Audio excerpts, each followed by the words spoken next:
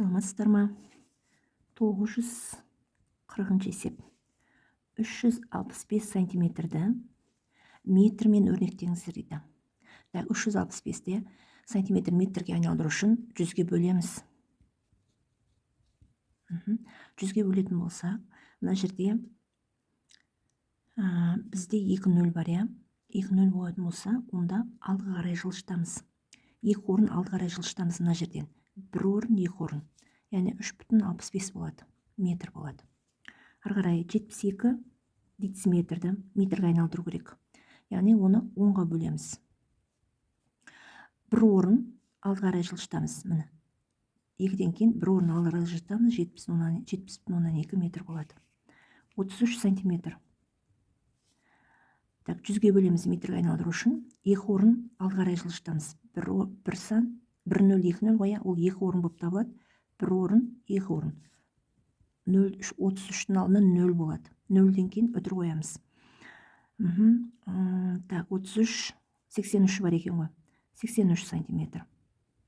Бұны да дәл солай. 0-де 83 деп жасамыз. Әрмен қарай 9 дециметр бөлеміз 10-ға метр айналдыру үшін.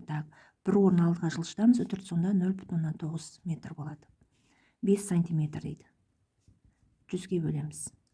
2 орын алдыға жылжытамыз. 5-тен кейін тағы 1 орын қосамыз, 0,105 метр болады. Бұл біріншісі. Енді екіншісі. Килограммен 1230 граммды килограмға айналдыру үшін 1000-ға бөлеміз. 3 орын алдыға қарай жылжытамыз. 1, 2, 3 орын. 1,203 болады да, мына 0 жазылмайды. Килограмм болды. 650 граммды бөлеміз 1000-ға. 3 орын жылжытамыз. 1, 2, 3, 0,65 килограмм болады. 325 граммды 1000-ға бөлеміз. Килограмм айналдыру үшін. Бұл жерде 3 орын жылжиды. Себебі 3 0 бармын. 1, 2, 3 0, 1, 2, 3 орыннан өтірді алдына қарай жылжытып, бұлай болып жазылады екен. 96 грамм дейді. Бұны да 1000-ға бөлеміз. 1, 2, 3 орын болады. 7 грамм дейді. 7 граммды 1000-ға бөлеміз. 1 орын, 2, 3 орын болады. 0,127 килограмм болады. Енді километрмен үшіншісі. Километрмен. Километріміз 4500 метрді километрге айналдыру үшін 1000-ға бөлеміз.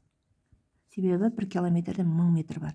3 орын 1, 2, 3 0 бар ма? Яғни алдыға қарай 3 орын жылжытамын. Өтірді. 1, 2, 3 мін. 4,5-тен тиеді. Болды.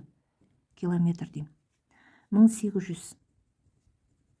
Бұны да 1000-ға бөлем. 3 орын жылжытамын. 1, 2, 3, 1,8 километр болады. 155 метрді 1000-ға бөлем.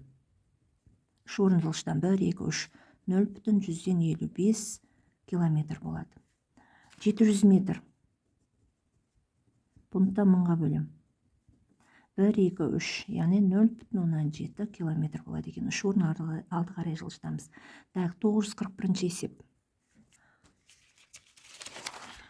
941 есеп.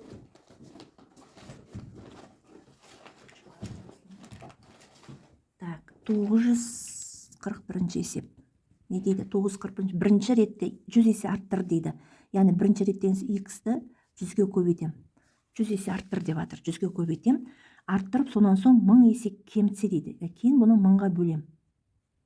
Кеміту бөлу деген мағынаны білдіреді. Сонда 100x болады да, бөлу 1000 деген сөз. Бұдан 100-ді 100-ге бөлем 1x, 1000-ды 100-ге бөлем 10 болады. Бұл деген сөз x бөлу 10 деген сөз. Бұл бір санды, яғни былай ғой. X бөлу 10 деген сөз. Қандай да санды 10-ға бөлетін болсақ, бір сан солға жылжиды. Мысалы, мына жерде сан болсын. Бір сан алға жылжиды дейікші. Бір сан алға жылжиды. Алға жылжиды. Жылжиды. Бұл деген сөз, мысалы, мен x-ның орнына 200-ді 10-ға бөлейін мысал үшін да, мысалы, сіздерге түсінікті болу үшін. яғни 210-ға бөлсем, мына бір орын ғой, мына жерден өтір бір орыннан алды қарай жылжытып 20 болады деген сөз да, мысал үшін. Сол себептен бір сан алға жылжиды деген сөз. Мына x орнына қандай санды 10-ға бөлсеңде, өтіріміз бір сан алға жылжиды деген сөз. Сондай мағынада бұл есеп сол мағынадағы есеп екен. Екіншісі, бірінші ретте 100 есе кемітіп дейді, яғни x-ті 100-ге бөлу деген сөз кеміту. Одан соң 1000 есе арттыру, 10.000 есе 10.000-ға көбейту деген сөз. Бұл деген сөз x бөлу 100, оны көбейтеміз 10.000-ға деген сөз. Міне. Так, қысқаратамыз. Бұл жерде қысқару үшін мына бүйтіп жазып қоя қалдым. Қысқарады, мына 0 мен 0 кетеді, сонда 100 көбейту x деген сөз ғой. Бұл деген сөз 2 x-ан артқа жылжиды деген сөз. 10-ға жылжиды деген сөз да. 2 сан артқа жылжиды. Мысалы мен 3,2-ні көбейтейін 100-ге. Так, мына 2 орын, 2 0 бар ғой, ол артқа қарай өтір 2 саннан кейін қойылады деген сөз. Мысалы 3 өзі өтір бар, мына бірінші 0-мен толықтырады, екінші 0-мен толықтырылады, мына өшір келді деген сөз. Бұл мысалы сіздерге түсінікті болу үшін. Бұны жазбасаңыздар да болады. Бірінші ретте x-ті 1000-ға арттыру, көбейту, сонан соң 10-ға бөлу, кеміту деген сөз. 1000 бөлеміз 10-ға. Бұл деген сөз 100x деген сөз. Яғни 100x көбейтетін болсақ, артқа 2 сан жылжыту деген сөз. 2 сан артқа жылжиды. Так, 942 есеп енді. 942 есеп бөліндіні орындаймыз. 315-ті көбейтем 0,1000-нан 1-ге. Көбейту кезінде мына 1 сан, 2 сан, 3 сан. Яғни 3 сан көбейту кезінде қай қарай жылжиды? Так, көбейту кезінде енді басқаша. Көбейту кезінде жылжу деген сөз алды қарай жылжиды. Мына 0 болатын болса, мына 3 сан, 1, 2, 3 сан ба, мына алды қарай жылжиды. Мына алды, мына арқасы болып табылады. 1, 2, 3 сан жылжиды да, 315 болады. Так, ары қарай 916,3-ті көбейтеміз 1, 2, 3, 1-ге. 1, 2, 3, 4 сан алды қарай жылжытады. 1, 2, 3, 4. Яғни, мына өтір өзі жазылады. Мына бірінші сан, екінші сан, үшінші, төртінші сан болады. Мына өтірден кейін алды қарай жылжыды. Міне. 62,5-ті көбейтеміз 0,01-ге. Бұл да дәл солай. 1, 2, 3 сан, 1, 2, 3 сан, 0,025 болады. Осының екіншісі толық 0,9 көбейтеміз 100-ге. Бұл енді артқа қарай жылжиды. Артқа қарай. 1 сан, 2 сан, мына 9 1 сан болады, 0 мен 2 сан болып толығады. Екіншісі бөлеміз 100-ге. 100-ге бөлетін болса, бөлу амалы орындалады. Бөлу амалында алды қарай жылжиды бөлуде. 1 сан, 2 сан, 1 сан, 2 сан өтір 7-дің алдына қойылады 2 саннан кейін. Так, мынауымыз бөлінеді 1000-ға. Бұнымызда алды қарай 1, 2, 3 сан, 0,5 болады. Так, әрмен қарай үшіншісі 24,5-ті бөлеміз 1000-ға. Алды қарай жылжиды. 1 сан, 2 сан, 3 сан, 0,024,05-ге. 3,6-ны көбейтеміз 1000-ға. 3 сан артқа қарай жылжиды. Көбейткен уақытта 1 сан, 2 сан, 3 сан. Сонда өтір 1 сан, 2 сан, 3 0-мен аяқталады. 0-ді толықтырып аламыз. Так, 7, 8, 3, 1-ді көбейтеміз 1000-ға. 1, 2, 3 сан, яғни 78, 3,1 болады. Міне. Ал енді 943 есеп. Сағат көрсе шашын. Так, 943 есепте не дейді? Метрмен өрнектендірі 2,1316 километрді метрмен өрнектеу үшін көбейтеміз. 1 километрде 1000 метр бар, 1000-ға көбейтеміз. яғни мыңға көбейту үшін артқа қарай жылжытамыз. 1 2 3 1 2 3 2000 так метр болады. 0,41 километрде мыңға көбейтеміз метрге айналдыру үшін. Артқа қарай 3 санмен толықтыру деген сөз, 3 саннан кейін үтір қойылу деген сөз. 1 сан, 2 сан, 0 мен 3-ші сан болып толықтырылады. Үтір мына жер келеді деген сөз мына 0-ден кейін. Әрмен қарай 3,9. Так, бұл да 1, 2, 3 міне 3 санмен толықтырылды. 0,078 километрді көбейтеміз мыңға. 1, 2, 3, 78 метр болады міне. Так, енді грамм дейді екіншісі. Мына екінші есеп граммен өлшеңіздер дейді. 0,7 килограмм граммға айналдыру үшін мыңға көбейтем. 7-тен кейін 7 1 санмен толықтырылады, ары қарай тағы 2 санды қосу үшін біз 2 нөлмен тіркейміз. Так, грамм. Екіншісі 0,188 көбейтеміз мыңға. Так, 1 0, 2 0, 3 0 яғни 80-мен толықтырылады. Мыңға көбейтсеңіздер 80 болады. 0,041-ді көбейтеміз мыңға. Так, 1 0, 2 0, 3 0 ма? 3 санмен мына үтірді артқа қарай 3 саннан кейін қоям. Сонда 1 сан, 2 сан, 3 сан мына жерге үтір, сонда 41 болады мынауымыз. 0,078-ді көбейтем мыңға. Так, бұл жерде де міне 1 0, 2 0, 3 0 ма? Яғни мына жерден кейін 3 сан артқа қарай үтір жылжытамын. 1 сан, 2 сан, 3 сан мына жерге келеді үтір, сонда 78 болады мынауымыз. 6,803-ті көбейтем мыңға. Бұнымызда 6803 болады. Мына үтірден кейін 3 санды артқа жылжытамын. 1, 2, 3 сан. Міне болды. Так, грамм болды. Бәрін граммға айналдырып шықтық. Грамм. Ал енді 944-ші есеп не дейді? 944-ші есепте сандар қатарының заңдылықтарын тауып, келесі екі мүшесін жазыңыздар дейді. Біріншісіне мынандай сандар заңдылықтар бар екен. 2, 3 0-ден кейін 3 бар екен.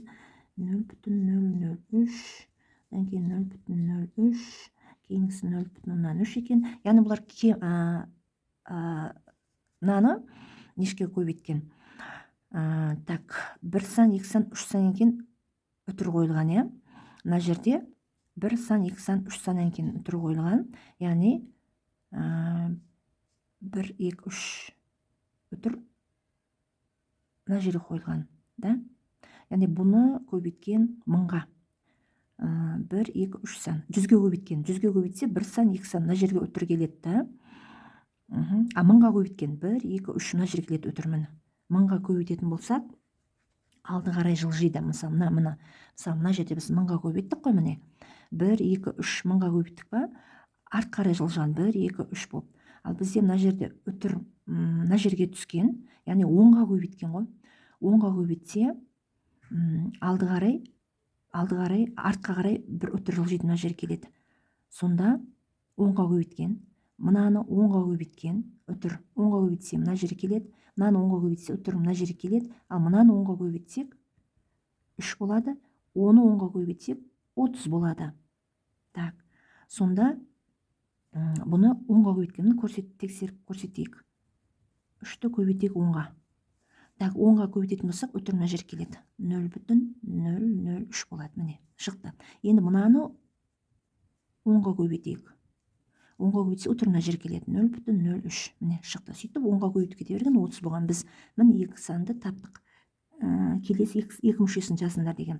Сол сияқты екіншісін 815 екен, 81,5 екен, 8,15 екен, 0,815 екен. Арғары 2 санды табуымыз керек екен. Так, бұл жерде не істеген? 815-ті алды қарай жылжытқан. 1 сан, 2 сан. Ол үшін біз сіздерге оңай жолын көрсетейін. 81,5-ті бөлек 815-ге. Сөйтіп, қандай санға көбейткені бөлгені осыдан арқылы білуге болады. 815, я, мына 81, оған жетпейді 0-ден береміз. 8 1 түседі, енді 5 түседі, я. Енді 1-ден береміз. 815 болды міне. бір саннан кейін үтір қайырған 0,1 оңай ғана таба салдық. Мына санды мына санға бөле салуды болады. Логикалық ойламай-ақ 0,1. Яғни мына 0,1-ге көбейткен 81,5 болады. Так, одан кейін мынаны 0,1-ге көбейтсе, мынаны алды қарай жылжиды, 8,15 болады. Оны 0,1-ге көбейтсе, мынау шығады. Яғни мынаны көрсете салайын сіздерге. 81,5-ті 0,1-ге көбейте салайық. Мынау шыға ма екен тексерейік. 5, 1, 8, 0, 0, 0. 5, 1, 8, 0. Бір сан, екі сан, бір сан, екі сан. Міне шығады екен. Яғни 0,1-ге көбейтеді екенбіз. Мынаны 0,1-ге көбейтетін болсақ, үтір алдына түседі, 0,0815 болады. Мына бірінші сан таптық. Бірінші мүше, екінші мүше. Және осы 0,1-ге көбейтетін болсақ, алдына және бір 0 қосылады. Алдын қарай жылжи береді. Міне шықты есебіміз. Енді үшіншісі. Үшіншісі не дейді? Үшіншісі 9, 8, 16,7 дейді. 81, 67, 9,167, 9,867 екен. Екі мүшесін табуымыз керек. Жаңағыдай мынаны мынаған бөлейін. Қараңыздар. Сөйтіп оңай ғана табу жолы бар оны. Сіздерге оңай болсын. Есептің бәрі. Шығу жолы да, табу жолы да осылай табасыздар. Мына бүтін мына жерде тұр, мына бүтін мына жерде тұр. Мына үтірді, мына жерге жылжытқанда, мына жерде үтірді, мына бір саннан кейін жылжыған екен, мына жерге жылжиды міне. Бұнымыз үтір мына жерде, мұнымыз мына жерде жетпейді, 1, 2, 3, 4, 5 сан. Үтір мына жерде 1, 2, 3, 4 сан. Сол үшін 0-ден берем. Так, 6 түседі, 1, 8, 9 түседі. Өздерінің кезектері енді 7 түседі. Ал енді 1-ден берем. Өзі шыға келді. Міне, бөлу жолын осылай үйреніп алсаңыздар болады. Мына үтірден кейін бір сан ба, 1-ден кейін алдына үтір қоям, 0,1 болады. Сонда мынаның бәрін 0,1-ге көбейтіп отқанда, мына жағдай болған шыққан. Мынаны 0,1-ге көбейтетін болса, мына үтір алдына жылжиды, ешқандай сан болмағандықтан 0-мен толықтырып аламыз. Бірінші мүшені жаздым. Енді екінші мүше. Және осы 0,1-ге көбейтетін болсам 0 болады да, 0, 9, 8, 16, 7 болады. Көбейтсеңіздер де болады. Мысалы, көбейту жолын егер ешқандай да түсінбесеңіздер, көбейту жолын көбейтсеңіздер де болады. 1-ге көбейтем 7, 6, 1, 8, 9, 0. Енді 0-ге көбейтем 1, 1, 2, 3, 4, 5, 6. 1, 2, 3, 4, 5, 6. Міне. Енді қосамын. 7, 6, 1, 8, 9, 0, 0. Үтір қайрам. 1, 2, 3, 4, 5, 6. 1, 2, 3, 4, 5, 6. Міне шыға келді. Міне осылай таптық екінші мүшесінде. Келесі сабаққа дейін сау саламатта болыңыздар.